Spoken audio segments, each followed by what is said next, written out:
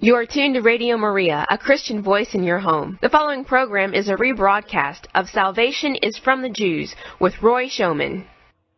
Hi, this is Roy Showman, and welcome once again to Salvation is from the Jews, the show on Radio Maria that celebrates the Jewish roots of the Catholic faith, or seen the other way around, that celebrates the completion, the fulfillment, the full realization of all of the promise of Judaism in the Catholic Church and its sacraments. If you've been with us for some time, you know that one of our favorite things to do on the show is to have on other, usually Jews, but not necessarily Jews, who have very gratefully found themselves in the Catholic Church, having started their lives elsewhere, in order to reflect somewhat on just what an infinite gift first of all, Jesus, and second of all, the Catholic Church is for all of us who are so blessed as to be able to participate in the Church and to have a personal relationship with Jesus. And I'm very grateful that today, once again, we have such a guest who I will introduce in a moment. Before I do so, let me just remind our listeners that if you have missed any recent shows or would like to hear a recent show again, they are archived both on the Radio Maria website, which is www.radiomaria, all one word, .us, and also on my website, which is salvationisfromthejews.com. So without taking any more time, let me just begin with the guest that I feel privileged to have on today. Are you there, Harsha? Yes, I am, yes. Great. Well, first of all, maybe as a way of background, I will perhaps do a little bit of introduction, which is I had the pleasure of meeting Harsha in person a month or two ago when I was on a speaking trip to Australia a number of years ago.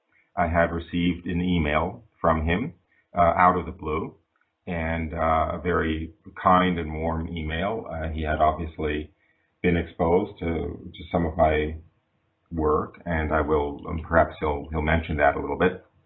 And he kind of said, let me know, I don't know, remember actually if he said, let me know if you're ever in Perth, Australia, or if I just noticed that he was writing from Perth, Australia. At the time, it seemed extremely unlikely that I should ever find myself there because it's very literally the other side of the globe, almost exactly the opposite side of the globe from where I was living at the time in New England. Somebody told me that if one were to drill a hole through the earth in Perth, Australia, it would emerge in New England. But a number of years later, I did find myself speaking there, and I sent Harsha an email, and we had a very rewarding meeting, and I had the great pleasure at the time of hearing his witness testimony, which was very moving to me and also resonated with some themes from my own experience that Jesus used to bring me to him. So I guess that's by way of that introduction. We are joined today by Harsha by telephone hookup from Perth, Australia. And maybe a good place to begin would be if you just reminded me and also our listeners of how the initial contact came about. Yeah, sure. So basically what happened was when I was actually baptized a Catholic, I was in search of good explanations of the Catholic faith, good sources of explanations of the Catholic faith, and I came across Roy's website and I thought to email Roy regarding the questions that I had regarding the Catholic faith, because I was just newly baptized into the church. And so I sent out the email, and then that's how we got in contact. And then I think it was that was in 2006, I think, and it was only in this year that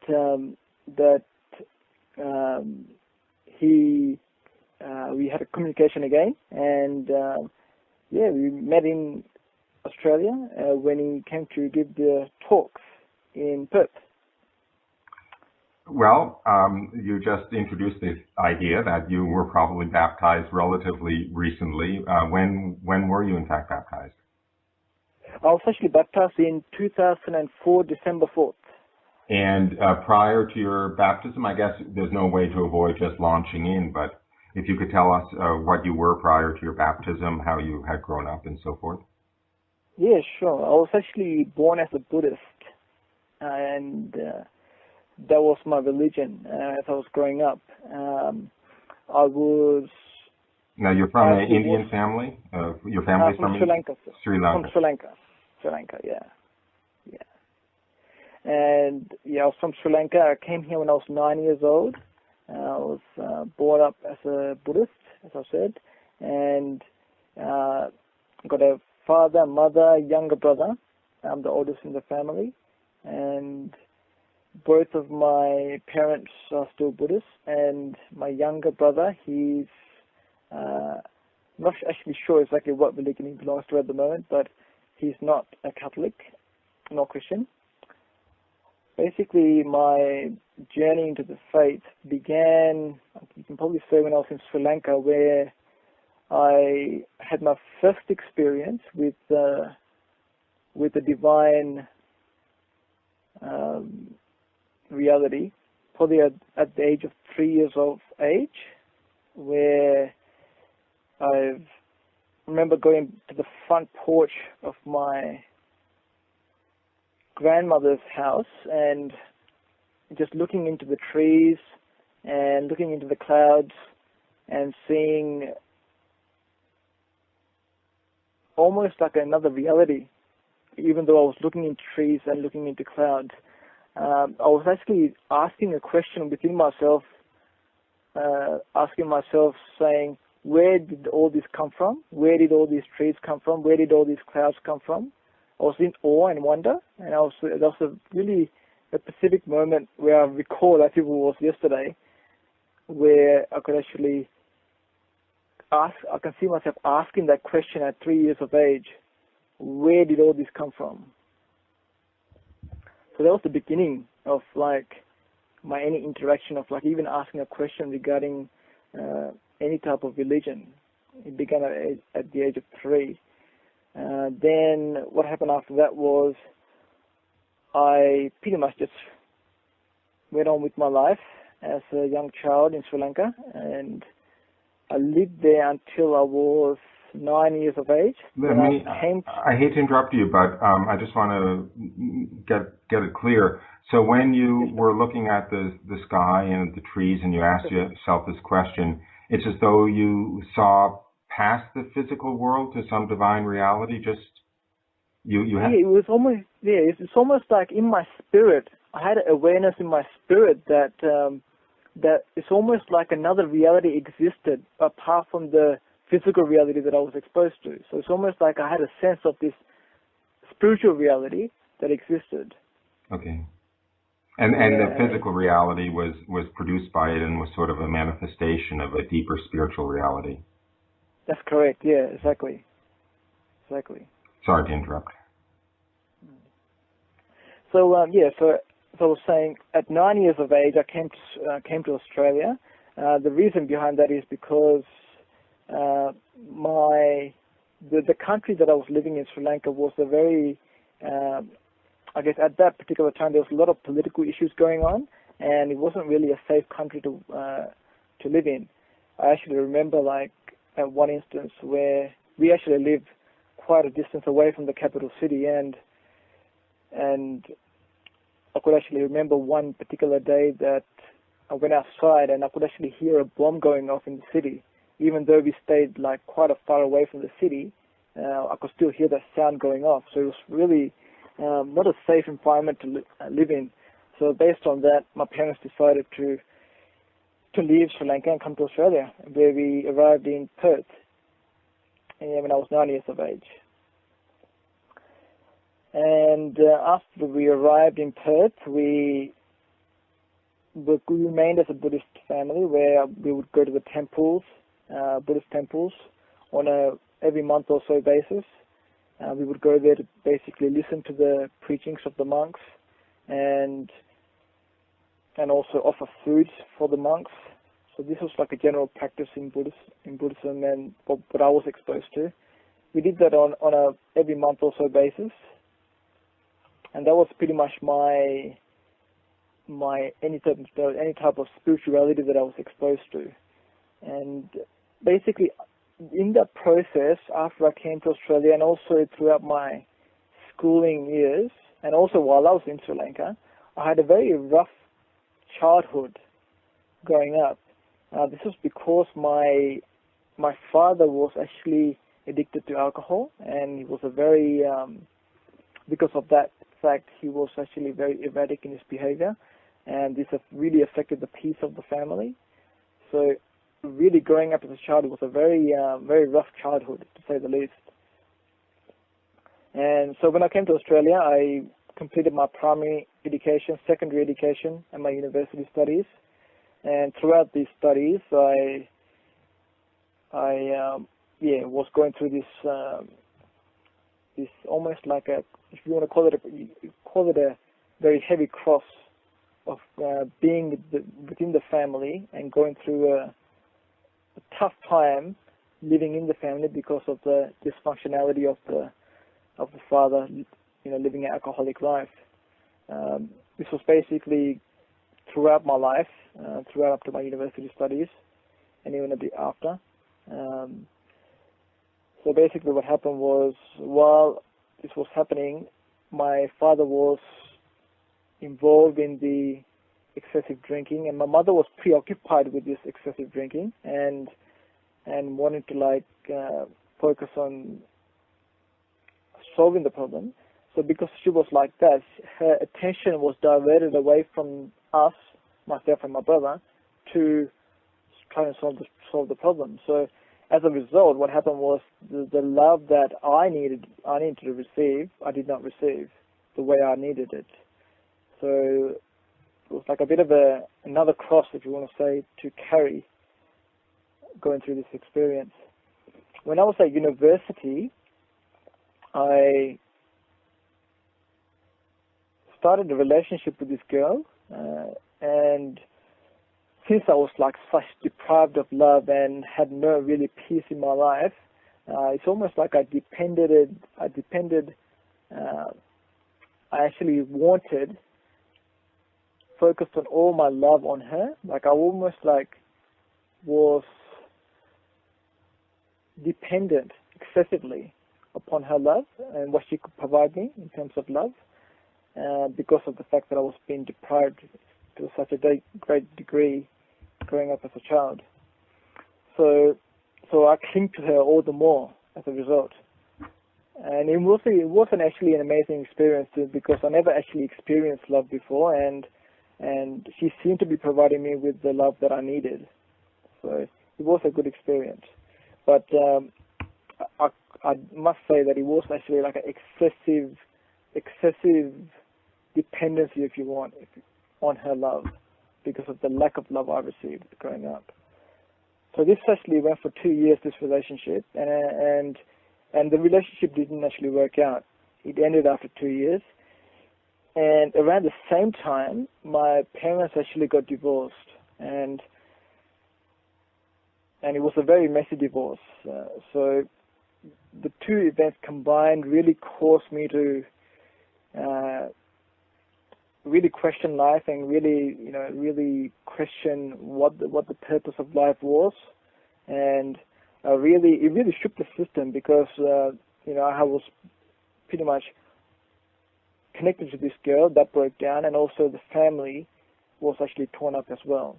So it was a huge thing for me. It was like a major experience to go through, and it was actually at this particular time when I actually felt so distorted, almost like really questioning the purpose of life and the purpose of existence, that this is when I actually had my conversion experience. During this time, I was 21 years of age. I was in 2003, and at this particular time, both of those two events happened. So I broke it up with that girlfriend, and also my parents have actually had a divorce. And even the troubles of the divorce, the divorce was actually lagging on past that time, but the destructive events were still happening regarding to the divorce. So in 2003, at the age of 21, I had started to do some work experience in the Department of Justice in Perth, and my usual routine would be to catch the train to the city and catch the train to the city, walk past this park, and get to the building where I am to do the work experience. And one particular day, when I went past the first particular day, actually, I went past the park. I saw a beautiful church. It was a cathedral, and it was beautiful gardens, beautiful building, beautiful architecture. It was such an amazing thing. I never actually seen such a beautiful sight before in my life, and it was beautiful. So I saw that on the first day when I was walking through the park, and I asked myself, I wonder what's inside that church. It was like a curiosity building up within me. And on the second day and the third day, I was still asking the same question when I walked past the church. I was asking myself, I wonder what that building is about, or what's actually inside the building. It was like a curiosity growing inside of me. So I think after 3 days, I actually went in to satisfy this curiosity. I actually went inside the church and decided to see what it was all about. So I went inside and I saw pews, I saw statues, I saw different sanctuaries, and I was absolutely astonished by what I saw. It was so beautiful. It was so awe-inspiring. Then, so as I was observing the surroundings inside the church, I went to the different surroundings, went to the sanctuaries, went to the different statues, and had a closer look. And then I decided to go to the back of the church to see what was there. And when I got to the back of the church, there was actually a bookshelf with various magazines and books on it. And I randomly picked up a book, and I opened it, and I read these words: God is near the brokenhearted. And as soon as I read those words, it was like it just penetrated my heart and just went into my soul. And immediately as I read those words, I knew that God existed. I knew that He existed. And also with that knowledge, it was like a divine infused knowledge that God exists. And with that awareness of God, I actually felt this presence around me. It was presence around me that I hadn't experienced before, but it was like a peaceful presence around me, and I was filled with peace within myself. And so that was the experience that I had with God in that church. So I actually walked out of that church. I was thinking to myself, what actually just happened to me? I never experienced that in my whole life, so I was asking that question to myself. And then I eventually found that it was actually a Catholic church. It was a St. Mary's Cathedral in Perth. And so I went home and I looked up St. Mary's Cathedral in the phone directory and found the number, and I decided to give a call. And when I called, a priest called Father Milton Aries answered, and I asked him, I'm actually interested, so I actually told him I'm actually interested in the Catholic faith and I would like to know more about it.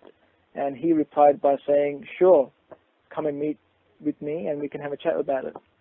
So that's what we did. So probably about, I think, later on that week, I met up with him in the presbytery and we had a chat. So he asked me basically, why you want to become a Catholic? And my response to him was, I don't know. I'm not sure what the answer is, but I don't know. I don't know why I want to become a Catholic, but I just feel drawn to this church because of the experience I've had. And so he said, then he began to say, that's okay, we can start the RCIA program. So that began the process of like a 12-month period of the RCIA program, which began from 2003 around December to all the way until December 2004. So we would meet like every other week, meet every other week to discuss the Catechism of the Catholic Church, go through it. He would assign me readings, and I would go through the readings, and we would come back the following week and discuss what I've read. So this happened for 12 months, and I think around the first 3 months, after the first 3 months went past, he asked me, would you like to get baptized now? After, reviewing the catechism for 3 months, would you like to get baptized? And I said, I'm not ready to get baptized yet because I haven't actually fully understood what the Catholic Church has to offer yet. So therefore, I cannot get baptized yet.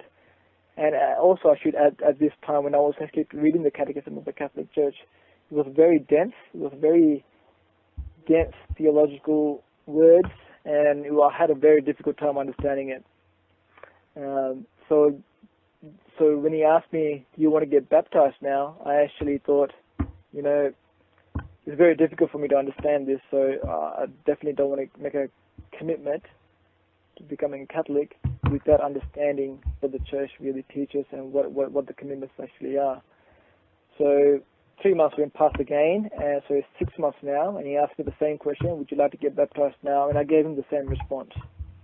And so another 3 months went past, but now this was like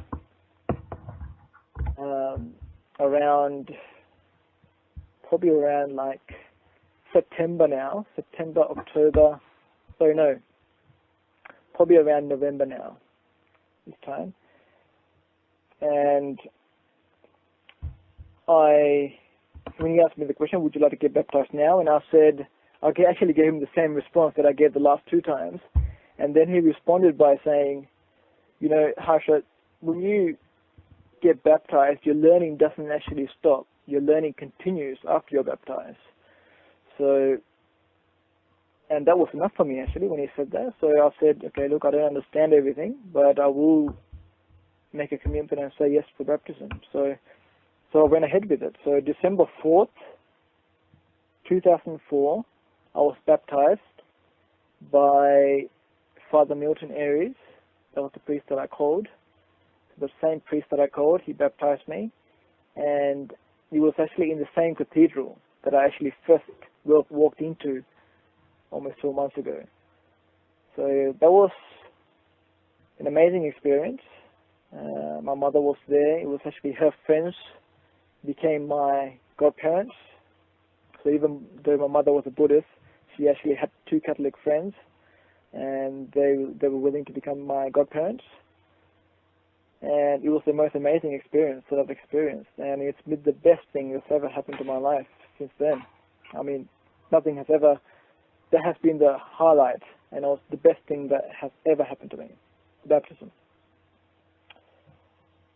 I have a long list of questions. I don't know if do you feel like interacting with them now, or do you want to go on? Yeah, sure. Okay. First of all, okay, the baptism, and of course all I can say is amen to that, is the biggest thing that ever happened to you. But do you have can you talk a little bit about your experience of either Eucharistic adoration or receiving the Eucharist, or the other sacramental consolations of the Catholic Church?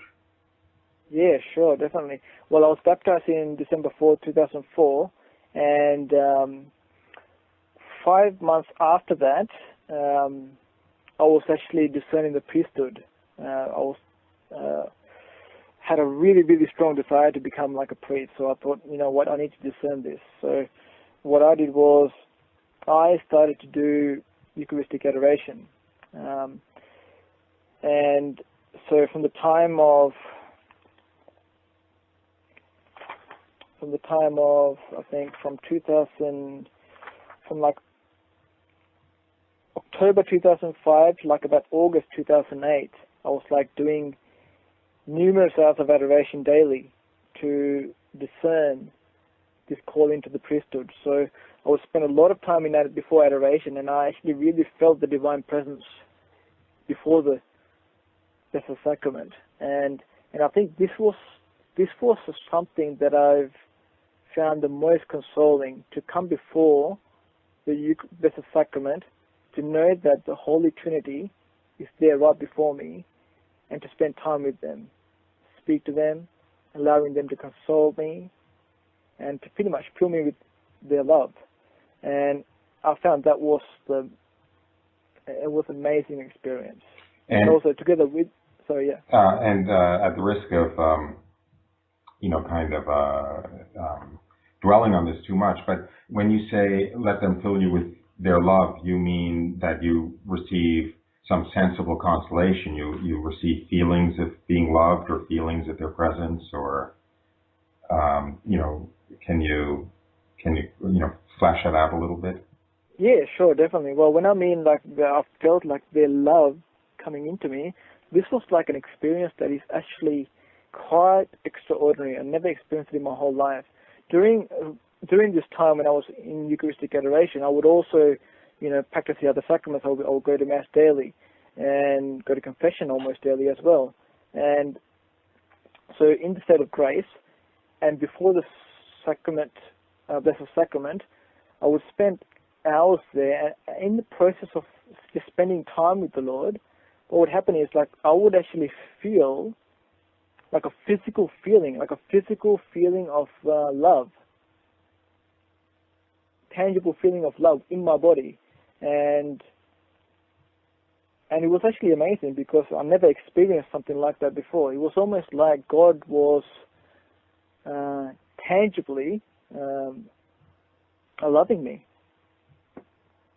Wow. And did you ever have comparable kind of experience associated with receiving the Eucharist? Sorry, can you say that again, please? Do you sometimes, or did you ever have similar experiences from receiving the Eucharist? Yes, many occasions.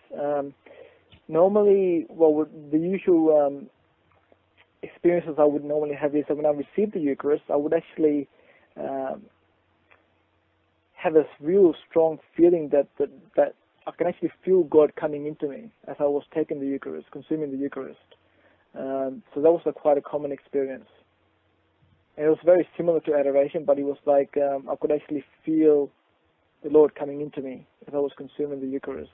And it was it's almost like an ecstasy feeling, both when receiving the Eucharist and also before the adoration. I think that's the only way to describe it. It was actually pure ecstasy. Wow.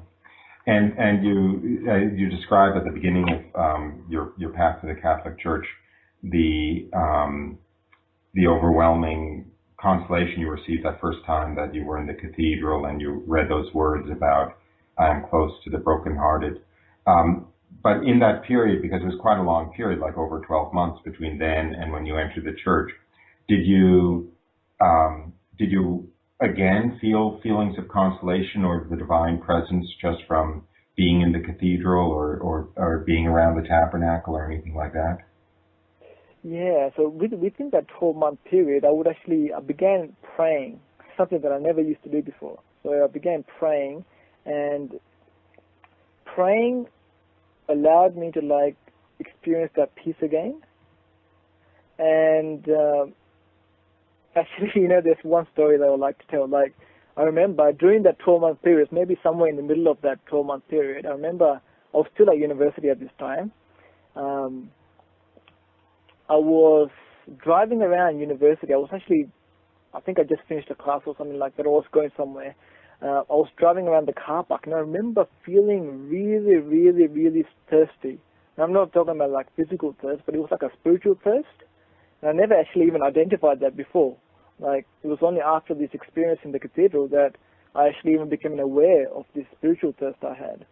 So as I was driving around, I became aware of this deep spiritual thirst, and I remembered, as I was driving, I remembered reading in this brochure, there was actually a mass at campus in, I think it was around midday, 12 o'clock or something like that.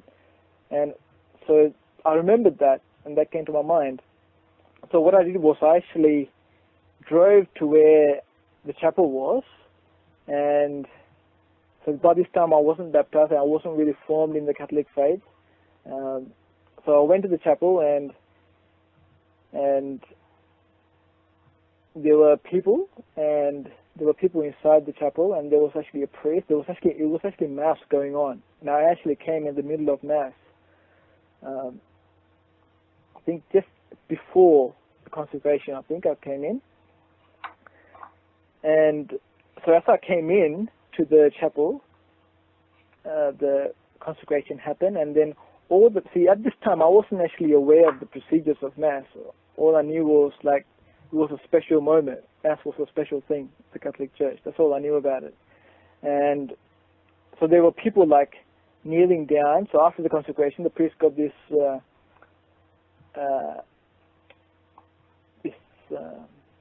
chalice, and also he had the precious body of Christ as well. And he was going around, and these people were like kneeling down in like a semicircle, and I just came in, and so I decided to copy them. So I decided to like kneel down as well, and the priest was going around and giving the host and the chalice, and I did the same thing. I actually consumed it because I actually saw other people consuming it, so I thought, okay, I'm going to consume it as well. And as I consumed it, it was amazing experience. It was almost like that thirst that I had. The spiritual thirst was absolutely quenched just like that. Now I know theologically, now I know in hindsight that that of course that's not it's not the right thing to do. But at that moment, at that time, I didn't actually was fully formed in the requirements of the church that you need to be baptized before you receive the Eucharist. So I wasn't actually formed. But that's just an example of like the spiritual thirst I had, and the power of the sacrament, that sacrament of the Eucharist, that really quenched that thirst. Wow. Wow. The another thing that you mentioned was, and I know this also, of course, from my own little bit similar experience, the issue of discerning the priesthood. So I was hoping that you could mention something about, first of all, why you were drawn to the possibility of being a priest, which seems to me is kind of, in some sense, obvious, because if this is all for real, then there's no greater activity on earth than to make God available through the sacraments. But anyway, if you could talk a little bit about that and the outcome of that discernment. Yeah, sure, definitely. I totally agree with you. Like when I was baptized, after I was baptized, I thought, what is a waste? Like, what's the point of doing anything else than like unless becoming a priest? That's like the best job on earth. Why would anyone want to do something different other than becoming a priest? That was like pretty much my mindset. It was almost like I couldn't see anything else better to do than become a priest. Well, if this is all for real, and it is, I mean, what compares to spending your life as an intermediary between God and man? Exactly. Yeah. And so I was filled with such a desire to become a priest. Of course, this is like more emphasized straight after baptism. These desires are really emphasized more straight after baptism. So after my baptism, I think 6 months after my baptism, I was pretty much certain that I was going to become a priest. So what I did was I actually, as I think I said before, I decided to like do many hours of adoration, trying to discern if this is God's will for me. But what I actually found out at the end of that adoration period, that was almost like a 3-year period there, from 2005 to 2008, October to August, when I actually came to the end of that Eucharistic adoration, discernment period,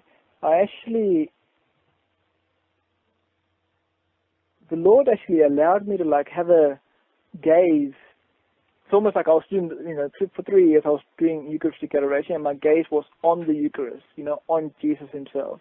And it's almost like for a moment He gave me the graces to look away from the Eucharist and to just look down upon myself. Something like He gave me the grace to just do that for a moment. And when I actually looked down upon myself, I actually found out how much pain there is in me. There's like a lot of pain built up from all the times, being the rough childhood that I had and also the experiences that I had in life. The pain was like really, really put before me as I gazed upon myself like that. And then I had this insight that I hadn't had before. The insight was this. The insight was that first thing is that I actually had a negative view of marriage, because my parents, my family life rather, was like a very dysfunctional family life. My father was an alcoholic. There's a lot of violence in the house, no peace. So what I saw of marriage was very negative. I thought, why would you want to get married? Why would you? Because from my experience, it's not worth it. It just brings pain and despair, basically. So from my perspective, even subconsciously, I was thinking this, that, marriage was a negative thing. So this was one of the things that I came to be aware of, that I saw marriage in a negative way. And the second area that I came to be aware of is the fact that straight after my baptism, I was filled with the desire, like a really, really strong desire, to give my life to the Lord. And I think that's a reasonable thing, isn't it? Because when you get baptized, the Holy Spirit's in you, the Holy Trinity is in you. You've had like a conversion experience. You naturally want to give your life to the Lord, and that's like a really, really strong desire coming from within. But what happened in my case was that I've had the negative experiences with my family. I had a negative view of marriage, but also together with that, I had a really, really strong desire to serve the Lord, like to give my life totally to Him, in a radical way, because just coming out of baptism.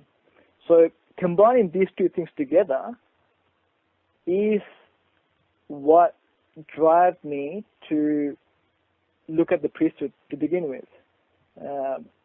So a negative view of marriage, and also like a strong desire to serve the Lord with all my life.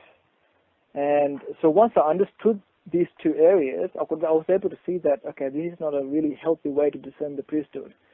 I need to really sort this stuff out, because I need to make sure I have a healthy view of marriage, and only then can I actually really appreciate the priesthood for what it is. I can't do it with a negative view towards marriage. And so that was the two insights I had, and it just began a process of healing for me, and God just poured out His grace even more and allowed me to be healed of the pain that I actually saw when I looked to myself. And I got to a point where I have received sufficient healing, and then I decided to think to myself that, now I really allow, I should have said this actually, I used to be, I was blessed to know the John Paul II's theology of the body. That greatly helped me in reshaping my mind to see the sacredness of marriage, to see the beauty of marriage. That really, really helped me.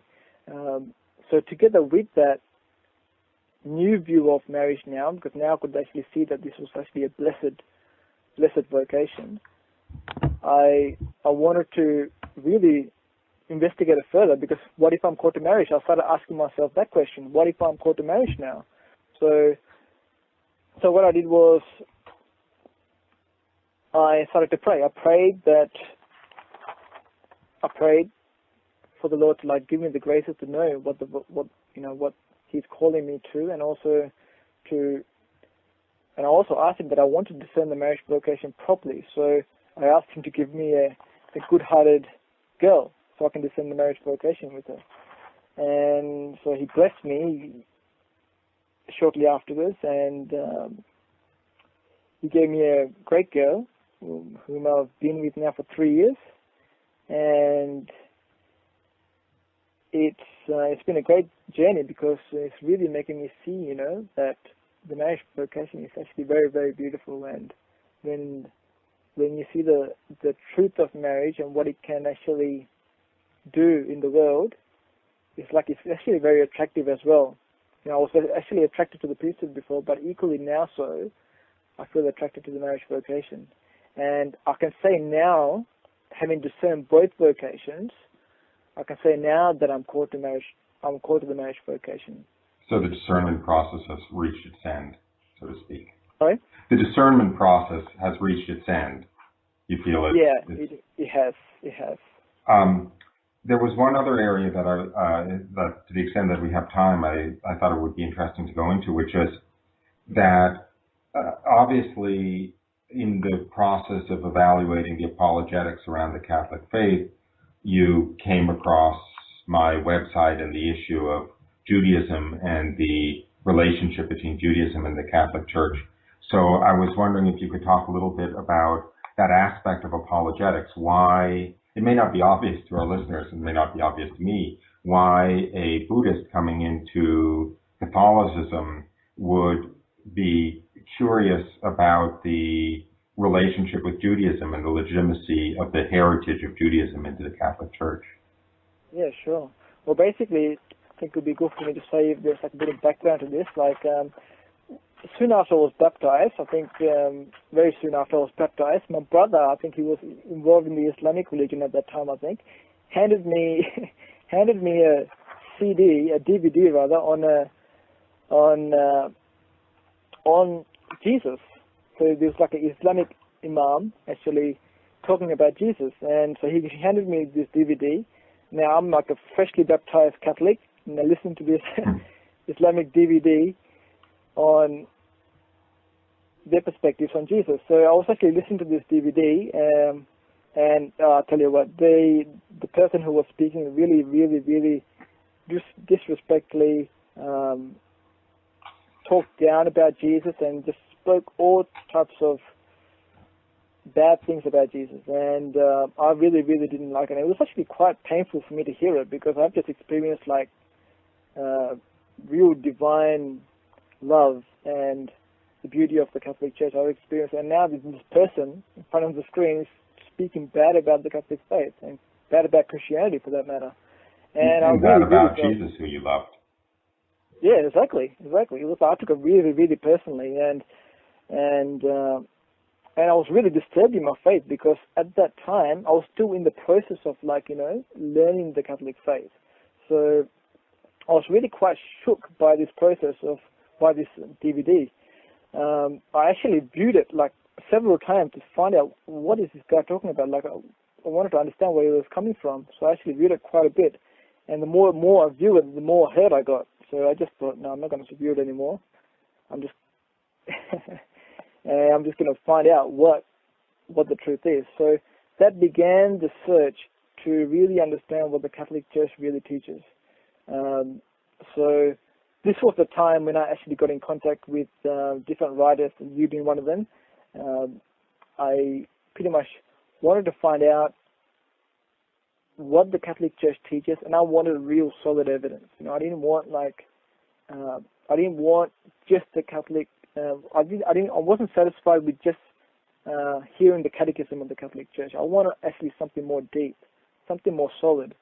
And during this time, I actually went to a prayer meeting that was established by one of the groups in the Archdiocese, and in there I actually met a friend who was a Jew, and he was actually talking about how. Well, basically, before I say that, I told him, I was actually a new convert to the Catholic Church, and I wanted to find out really the evidence regarding the teachings of the Catholic Church. There was solid evidence, and he then recommended your book, which was Salvation is from the Jews, and also some other several books as well from other Jewish writers. And so that began the process of me researching on this the Jewish background of the Catholic faith. And then as I was driving back from that prayer meeting, it's almost like I was convicted. Like I was convicted to believe that the only person that would have a true, deep understanding of the Catholic faith would have to be like a practicing Jew who would actually come into the Catholic faith. Then they'll be able to see truly what the Catholic Church actually has to offer, because they would actually have the background in Judaism. So I was actually convicted of this, and so that just fired me up to like really do a lot of research on finding out the Jewish roots of the Catholic faith. And it was amazing. Like I found out many reasons behind the Catholic Church's teachings. And when I found out the Jewish roots of those teachings, it was like really solid. It's almost like it's more solid and more, you cannot break that. It was like very, very strong. So I found the Jewish roots of the Catholic faith to be like almost a very important part in my intellectual formation, and also like strengthening my faith. Because, in those times, in those adoration chapels, in the adoration chapel, when I experienced that great love of God, that love actually was given to me because of my faith. My faith enabled that love, that divine love, to come into me. So that faith was strengthened by really studying the Jewish roots of the Catholic faith. So it's really fundamental from my perspective, to have like a thorough understanding. The picture that popped into my head as you were talking was the picture of, bedrock. When you build a building, if it's going to be a tall building, you want the foundation to rest on bedrock, on the, solid granite beneath the earth's surface. And that is it's like the bedrock of the Catholic apologetics, or the bedrock of the Catholic faith, is actually Judaism. And if you want to get deep enough to get to the actual 100% solid basis underneath it, it's Judaism. Yeah, definitely. Totally agree with that. My experience was that. And it was an amazing experience. Yeah. The probably, maybe, unfortunately, the last thing we'll have time to touch on is, speaking for myself as a Jew who comes in the Catholic Church, sometimes people kind of say to me, well, how do you know that this God you experienced wasn't the God of Judaism? How come? How do you know that Judaism isn't just as good or wasn't enough or whatever? So I just kind of wanted, obviously not many of our listeners are that familiar with Buddhism or the Buddhist conception of God, but how would you compare, I don't know how to put it, but compare your experience to what you understood the nature of God to be from Buddhism or something along those lines? Yeah, well, in Buddhism, the Buddhism that I was brought up in, they really didn't actually believe in a God. So prior to my experience in that Catholic church, the St. Mary's Cathedral, I didn't actually believe in God. I knew that people talked about God, but I never really believed in God. It was only after that experience in St. Mary's Cathedral that I actually really knew that God existed, truly existed. And so even within the context of religion itself, in other words, a kind of a believing Buddhist in the stream of Buddhism that your family was rooted in, there is no understanding of a uncreated creator God behind everything. Not the type of Buddhism that I was brought up in. There are other types of Buddhism streams that do have some kind of divinity attached to it, but the Buddhism that I was brought up in, there was no such divinity. No. So what is the heart of the religion, or the nature of the religion, or the purpose of the religion, if it's not to worship our Creator? Yeah, it's not really a religion. It was more like a philosophy, actually. There was the Buddha, and he had his philosophies of life and the way he should live, his followers should live life. And the Buddhists basically, who were like brought up in the stream that I was exposed to, would try to live by those teachings. And those teachings are like global truths. do not steal. It's pretty much like the Ten Commandments, but it's not really the Ten Commandments, but components of the Ten Commandments. Do not steal, do not kill, all those things. So even though it contained elements of truth, but it wasn't the fullness of truth. And I guess this probably will be my last question, but again, I'm extrapolating from my own experience, but yeah. The question is kind of twofold. One side of the question is what has been your family's response, and in particular, perhaps your mother's response. And the other side of the question is, just again, extrapolating from my own experience, I know in my experience, however opposed my family might have been, my Jewish family, to my embracing the Catholic faith, they couldn't help noticing the positive effect it had on me and the change in my ability to love and so forth. So I was also wondering whether there was an element of that in your experience. Yeah, sure. Like, first of all, my mother was more than happy to, for me to be a Catholic. And it was actually her friends that became my godparents. So she was very, very open. And my dad, on the other hand, didn't really know what to say. When I told him I was going to get baptized, he pretty much went quiet, didn't know what to say. But, as I was baptized and I went through that experience of living the Catholic faith, there was a tangible experience. I actually did a lot of work. I did things that I never did before. I would go and do volunteer in hospitals.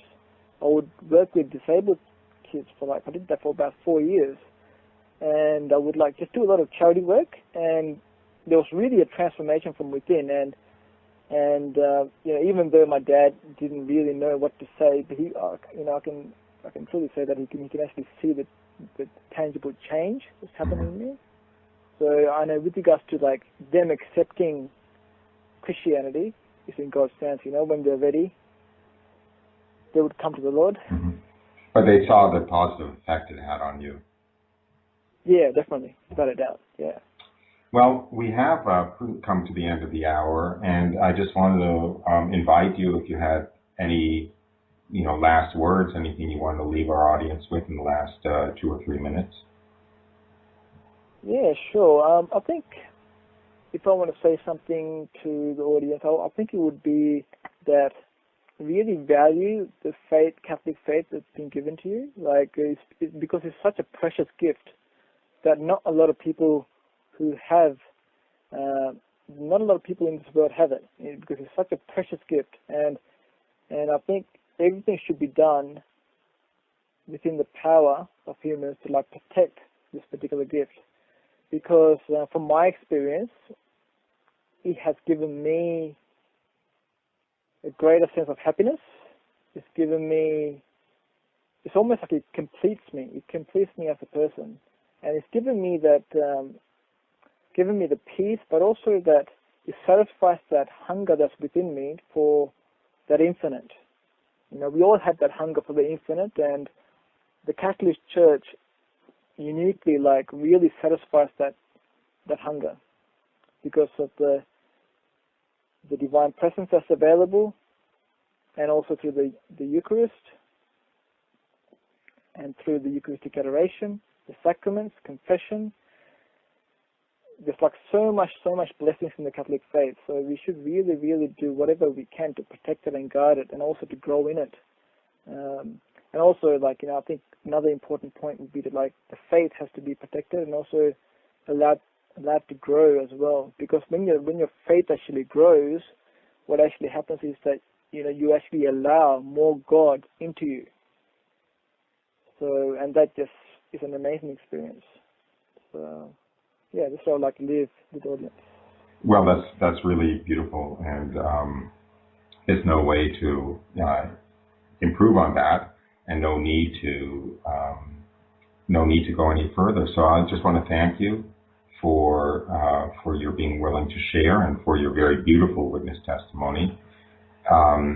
It leaves me a little bit with the idea that the world is divided into two groups of people: those who don't have this precious gift, and those who have this precious gift and don't appreciate it fully, don't appreciate it adequately because they have it. So the great gift, I suppose, of being a convert, of not always having had this gift, is sometimes a greater ability to just appreciate what this gift consists of.